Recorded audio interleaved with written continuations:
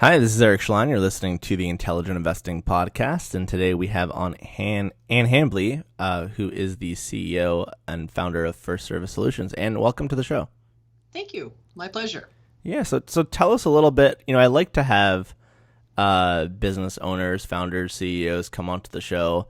You have a fascinating company, and you built quite a niche for yourself. So would love to hear a little bit more about you and talk about the company and see where we go from there. So, Okay. so who's Ann Hambly? Tell us a little bit about you. Well, me personally, I've been married for 35 years to Doug here, and we live in Texas, and I've got 2 grown boys and 6 grandkids. So my life is a little busy outside of the office. I love to boat and do anything outdoor, sun, sand, beach, my favorite thing in the world. So we're big outdoor water fans. I have worked in one line of business my entire career, so very boring in some ways, but it does make me an expert in it for sure. So I was always in commercial real estate servicing, have been in commercial real estate servicing for 40 some years now. Started right out of school. And ultimately ran a lot of the large servicing shops for commercial real estate. And then in middle of 2004, I recognized that somebody needed to create a business model where you help owners of commercial real estate that have a specific kind of debt. And it's really highly structured Wall Street debt called CMBS. And so I kept telling What does that stand for? Commercial mortgage-backed securities. Okay. So it's where a borrower gets a loan from his local bank, and it's sold off on Wall Street. You've seen the movies, The Wolf of Wall Street, The Big Short. Yep. I mean, those are all devoted to this business. So it's sold off to a bunch of bondholders on Wall Street. So what it means for an owner is there's no lender now. So the bank that I used to call, and there's nobody to call now. So anyway, I created this firm in 2005 to address that. So I've had this firm now, First Service Solutions, for 15 years, and that's all I do. CMBS all day long. And when you say to address that, what exactly are you guys doing? Me and my team, knowing what happens behind the scenes is what we equip borrowers with. So if you're a normal commercial real estate owner and you got this loan, and you now, let's use a recent example. A pandemic hits. You have, let's say you have a hotel, got shut down. Now I can't make my payment to the lender.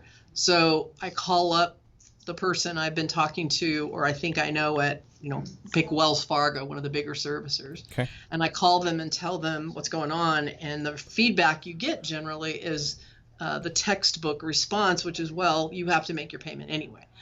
But as a borrower, you're like, well, I can't, right? So what do I do? So what I do is I equip borrowers with what happens behind the scenes, what the rule book is for CMBS. When they say you can't, what they mean is you got to go do this. So I sort of do a lot of interpretation, explanation, education, and really level the playing field for an owner. So if I'm a hotel owner, right, can't make my payment, let's say COVID hits, right? And my no one's coming, or I'm at 5% capacity, or whatever. I can't make my payments. I call up Wells Fargo. They say you have to pay regardless. Now, where do you come? How do I find you? How do I know you exist? Well, podcasts like yours. Okay. Thank you. Really, just it's a small business. Commercial real estate is a fairly small business to begin with. Seems like. But after 40 years in the industry, you get to know everybody. So at some point, people just know of you, or they know 2 friends that, know you. As you and I've experienced in the past, this industry is 1 or 2 degrees of separation at all times, right? So it's a little bit of that. It's a lot of referrals from other people that we've worked with before. And sometimes I love opportunities like this to share what my firm does, just for anybody who didn't already know. So. Okay, interesting. So now if I come to you, right, I can't pay my loan payment. I say, Ann, can you help me? What do you tell me? And how do I pay you? What exactly are you offering me? Because I'm not just calling you to be like, hey, what's up? Give me some advice. It's not like that. So what exactly does that look like? Well, so here's an example. So you called Wells Fargo and they said, "Oh, we can't help you. You got to make your payment, right?" Yeah. So you say, "What I can." They said, "Well, I can't help you." And that's kind of how that conversation goes. So you call me, you find out, you get frustrated. Generally, that's the state people call me in. They're highly frustrated. They're at their wits' end. I can't get anything done now. What do I do? They speak to friends that they know at a golf club or bar or whatever, and they say, "Oh, you need to call, Ann Hambly." So they call me, and I explain to them, "Okay, it is correct. Wells Fargo cannot give you relief. They're the master servicer. But there is a party in your transaction who can give you relief. So let me help you get your loan over to that party, and let me explain to you how that works. And let me explain to you what will happen once you get there." And so it's a lot of, I like to tell people, the best way to describe this is, let's say, and sometimes this is the case. Let's say I decided today I'm going to climb Mount Everest tomorrow. Okay. So I call a Sherpa, right? And I tell them that's my goal. Now, I hope the first thing they tell me is, "Honey, let's go walk around the block 5 times. Right. Let's get in shape and let's get prepared, and then we can talk about it. But here's what to expect, and here's what it's going to cost you, and here's what it's going to be like, right? But I'll be with you every step of the way." I'm kind of like a Sherpa, and sometimes the advice is, let's get prepared first. Let's not go today, but let's do other things to get prepared, and then we'll go. So, And what do you do? Can you give an actual example without using names? yeah, sure. Okay. Well, so I got a whole bunch of examples I can think of. So I'll use an example of back in, let's say J.C. Penney. Well, let's use a different one. Sears files bankruptcy. Right? Okay. So we all knew that. Toys R Us, better Yes. example. Toys R Us goes out of business, and I owned a retail center, and Toys R Us was one of my main tenants. Right. So Toys R Us leaves. They file bankruptcy. I'm now, as a borrower, I'm stuck. Right. So I call Wells Fargo. I finally engage my firm. What I'm going to help them understand is, how much is it going to cost you to get another tenant in? How long is it going to take, do you think, to get them in? Let's figure out a way to temporarily reduce your payments because you don't have a lot of income. How do you do that? How do you do that? If your payment is principal and interest at 5.5%, we might look at going interest only at 3%. Maybe it reduces your payment enough to where you're not coming out of pocket to make the payment. And then you're negotiating that with the bank? Yes, well, but there is no bank. But yes, ultimately negotiating it with what's called a special servicer, and they're the bondholders who ultimately are your lender, appoint. Okay. So yeah, and the way I do that is that's the groups I ran and it was part of. Well, I mean, are you calling a bank though to reach that servicer? That's what I'm asking. Yeah. Like you're calling Wells Fargo, you speak to the person in charge of that security. Yes. Right? Is that am I getting that right? Yes. Only the special servicer now would be the one to call, and that might be, Rialto, LNR, or that's a whole different group of people. Gotcha. But correct. That's what I do is call them, figure out who the right person is, and start, negotiating. And I also have access to other deals that were just worked out. So in this last Toys R Us example, borrower, here's one of the very things we got approved. Why don't we consider that for your deal? So. And what did they have to prove? Knowledge. What would they have to prove in that example? Approval could be that I temporarily reduce, if you had a $30 million loan, I might temporarily reduce your loan from 30 to 20. Okay. Allow us to kind of get through a period where you're finding another tenant, you get another tenant in, and then we have all we go back to kind of the original terms. So there's different ways you can modify it, but ultimately the objective I've got when a borrower has a problem like that is to eliminate them from having to come out of pocket to keep the loan current. These are non-recourse loans, which means all the lender really has as collateral is the loan, not the person, not the human being. And so I'm trying to take the property income that does exist and find a way to make that work for a loan payment without the borrower coming out of pocket. And then how does your company get paid? We get paid a couple different ways. It's an advisory fee at the end of the day, right? Okay. So I'm getting paid for my advice, and some of the fee is sort of a monthly retainer, and sometimes it's aligned with the outcome at the back end. If I save them a ton of money, I get a little piece of that at the end. So you're almost like the law firm for commercial real estate loans in a sense, Yeah, except not doing legal work, but that's right. doing lending work. Yeah, it is. It's exactly, or I like to say too, like I have a tax person who does my taxes for the company and personally. Now, could I pick up QuickBooks and not QuickBooks? What's the TurboTax? Yep. Learn how to do my taxes on my own. I probably could. Would I have the same outcome as my tax person who's got 30 years doing taxes? Heck no. Yeah. Right. So I'm better off hiring someone to do that for me. That's what people would hire me for. Could they learn it on their own? Yeah, you probably could, of course, but better to have someone who does this for a living, Now, when you started your business, was there anyone else doing this at the time? No. So you literally invented this industry. I invented this industry of taking taking this information that exists if you're in the servicing world and helping owners understand what to do. I definitely did that. First year as a business, I used to tell people when I'd explain what I did, I said, well, I'm not a lawyer, I'm not a broker, I'm not an accountant, and then I thought, I need to come up with a name for this because all I'm telling them is all the things I'm not.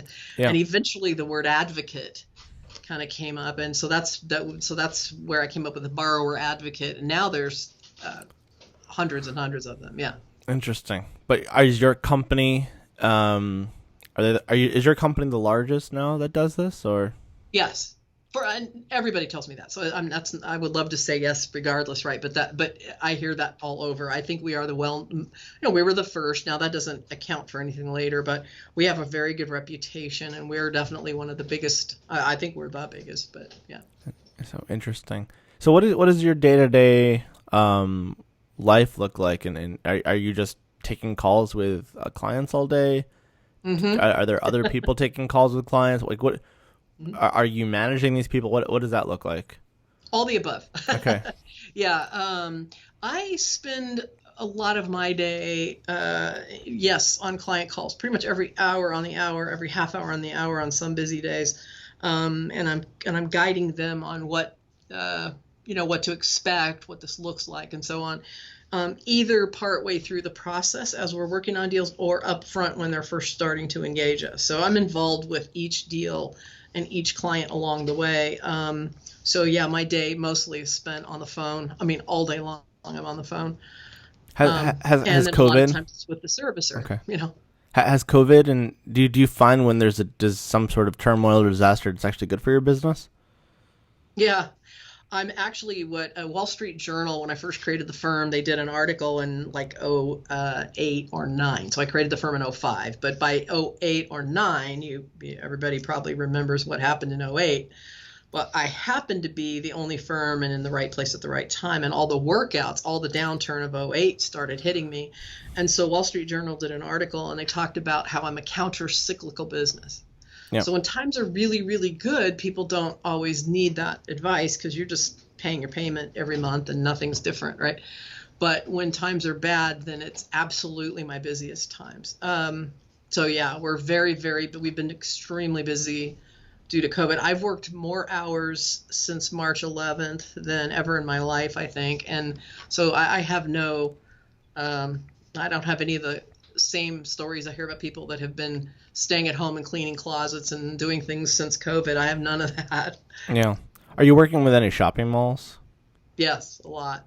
Yeah. What are your thoughts on that, the mall industry, and how that's going to work out? Yeah. So I'll contrast it first. Hotels, overnight, boom, they went to no income.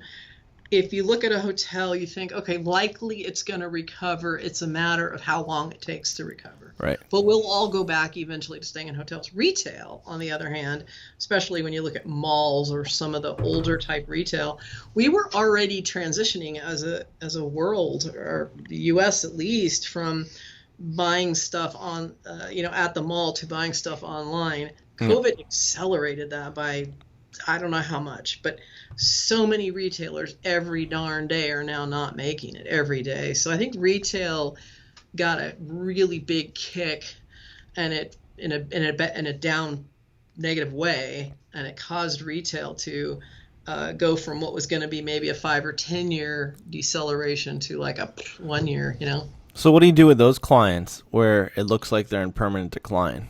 Yeah, that's the key. The key there is to figure out, those are what I call falling knives. Yeah. Right? Because you got to catch it, but where do you catch it, and what, and do you let it just all the way fall? I mean, it's really difficult. So the key is to figure out, number one, what is the owner's objective? Do they want to keep it? Do they want to just bow out and step out now? Do they want to sell it? What is the ultimate plan for the property and the objective of the borrower? And then based on that, I formulate a strategy. Sometimes, let's say a borrower says, I really want to own this center, but I'm going to have to put a ton of money in and revamp it. It's not going to look like it looks now. Well, maybe we do what's called a discounted payoff. If they owed 30, maybe the value today is 15, and we'll negotiate a deal where they wire 15 and it's all done. Right? That's just the end of the story. Yeah. Some people say, you know what, I'm done. I've spent, so to your investing audience, I've spent I'm emotionally spent. I'm done with this property. I just soon hand it back to the lender. Well, what I like to do there, instead of handing it to the servicer, the special servicer, why not hand it to someone who's looking for distressed malls? Right. Right. I got someone who wants to get rid of it. If there's someone who wants to own it, and I can make a deal there and work that out with the lender, the servicer, that's a perfect scenario. So there's a lot of people that want to buy distressed. This is the time to connect them to people that want to get out. Right. Interesting. Do you think the future of malls is more experiential? I've heard, I thought it was.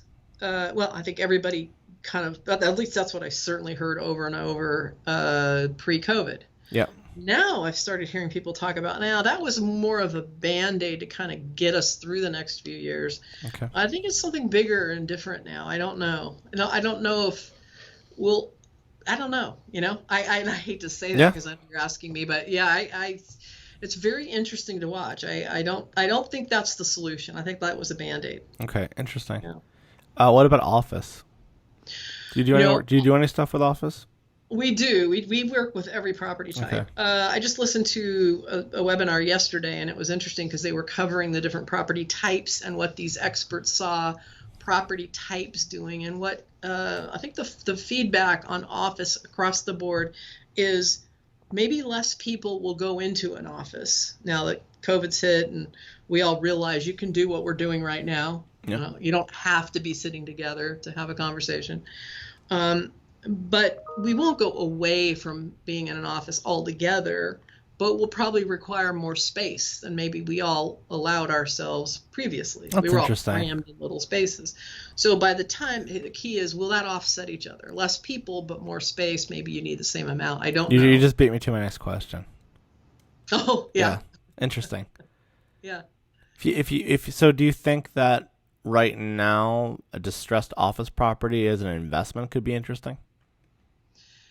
Yes, of course. We don't see as many distressed office buildings yet. I'm sure we will, but the ones we're, overwhelmingly hospitality. I mean, most hotel deals are in default. Right. Retail, next one. Student housing, the next one. There's other types. Office, we don't have a lot of yet. So it'll be something we just have to kind of watch, I think, over the next, year or so. Yeah. Interesting. Yeah. So what do you what's next for First Service Solutions? What you just doing what you're doing, or are you innovating, doing new things? What does that look like? It's always the $1 million question, right? One of the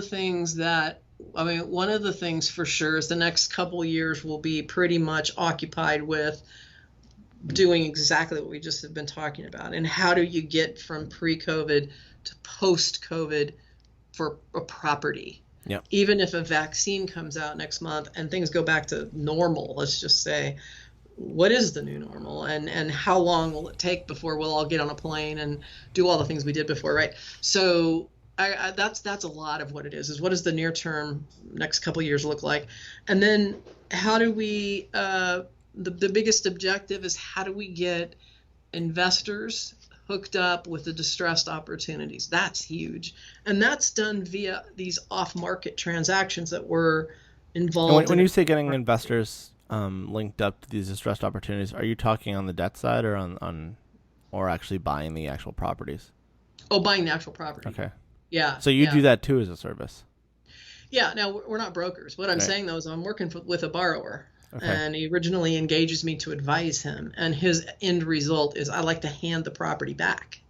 Okay. That's when I prefer to now go to a list of investors I have that say, hey, if you ever run across a situation where I can potentially buy a distressed mall, let me know. Yeah. So I make that call, and then, we try to make a deal with the one guy walking away, the other one buying it, and I make a deal with the servicer. And so everybody's a winner. Win, win, win, right? Those are the deals where I spend time. And I'd like to, there's others in my firm and me, we'd like to help even invest in some of those opportunities and participate in that, Do you work with any like the large REITs or anything like that? We do. We have a lot of the large REITs. Yeah.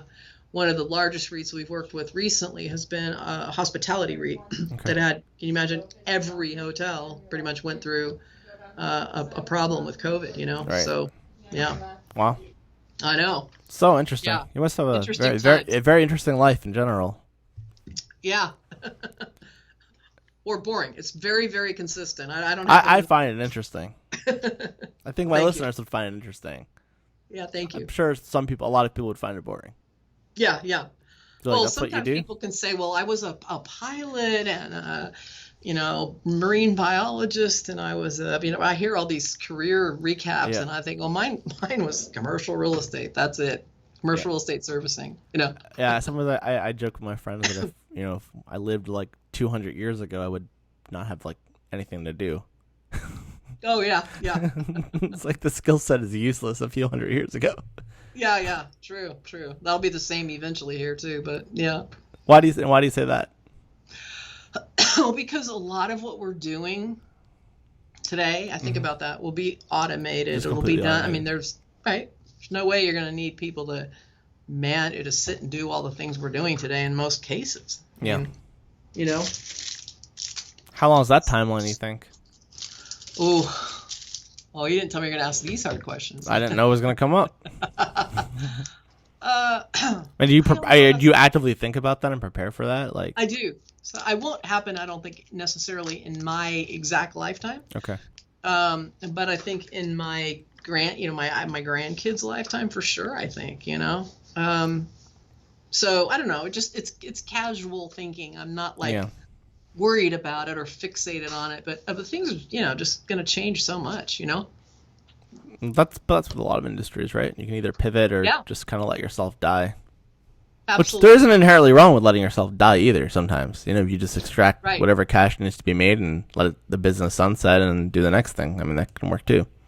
Exactly. Well, we've talked as a group here to also somebody brought this up where there was a company that did a buggy whip a long time ago. And they were trying to perfect it, and eventually, well, camera places are like that today too. In you can think of some industries that are bookstores, right? Kinko's or I don't know. Think of that. I didn't mean to bring Kinko's. I mean, they're still there, but I mean, there are businesses that if they don't change, you can see where eventually there isn't a need for it, right? Probably look at Blockbuster was one of the better, Or typewriter companies, beeper companies, Right. Yeah. Right, or people that just produce ink or something. I don't know. There's just some things that you can see eventually could run out. I think ours some parts of what we do could be like that too. Yeah, interesting. Very interesting. And have you gone? Is there any times where your business gets tough? Have you either gone through hard times, or can you see where it could go through hard times if you didn't plan accordingly? Well, our business is always tough, but I know what you're probably saying where the business is tough. Yeah, where the actual business, Yes, I did go through definitely some tough times. So I geared up 08, 9, 10, 11, 12 downturn. I had, 50 people on staff. We required that to get through that downturn. I then started focusing on, okay, well, the next wave is the maturity wave. So you heard about in 15, 16, and 17, there were all these maturities that were going to come in default. So you have to, there's always a balance between, do you cut back on your staff and rehire, or do you keep, I really like to keep the consistent, long-term full-time employees. So I did that, waiting for that maturity maturity issue, and it didn't come. And so it's easy as a sensitive, run things by your heart person to keep people longer than you should financially. And I've done that before. And so hard times are when the economy is fantastic and there is not as much of a need for our business. The hardest thing is to know when to let people go, when to bring people back, and so that's the toughest part. So interesting. Is there anything else that you think would be interesting to talk about or discuss, or things I haven't gone over that you'd like to bring up? My book, maybe. Oh, I wrote a. Did you write a book? I wrote cool. Congrats. Yeah, I wrote a book. Did I send you a copy? No. Well, you're going to get a copy today. Okay. I had no idea you wrote a book. Obviously, I would have brought that up. Yeah. So Ann Hambly has written a book. Tell us about your book that you wrote. Yeah. It's called CMBS 911. Okay. And it really walks through, I think a lot of borrowers are feeling that today. It walks through the parallels between having a car accident and having to call 911, and what happens when you get in that ambulance. They transport you, they lay you naked, they run tests, they do all these things, to CMBS. I can't make my payment, I call for help, I get transferred to a special servicer. This book parallels it, so I think people can clearly see how painful the process is and what they're going to be dealing with. So I will gladly send you a book. Cool. But I would love that. CMBS911.com is where you can get the book, and it's on Amazon too. Right. But anyway, so when we're done, email me some links, and I'll put that all in the show notes for people. Thank you. Yeah, appreciate that. Absolutely. Yeah, that was a big accomplishment this 2020. So yeah, but no, other than that, I can't think of anything you haven't touched on. All right. And if people want to either get in contact with you or learn more about your company, what's the best way to do that? Is it best I can send you a log to or a link to our website? Okay. All right, great. That'd be the best way. I'll also, or you can give my email address, ahambly at 1stss.com. Sounds complicated, so a link's probably the best way to go. Sounds good. We'll do that. I'll send you both those. All right, great. Well, Ann, it was really nice to have you on the show. Thank you for including me. I really appreciate it, Eric. Yeah, of course. Well, anyway, I hope you have a good rest of your day, and I'll talk to you later. You too. Thank you. Thank you. Bye. Bye-bye.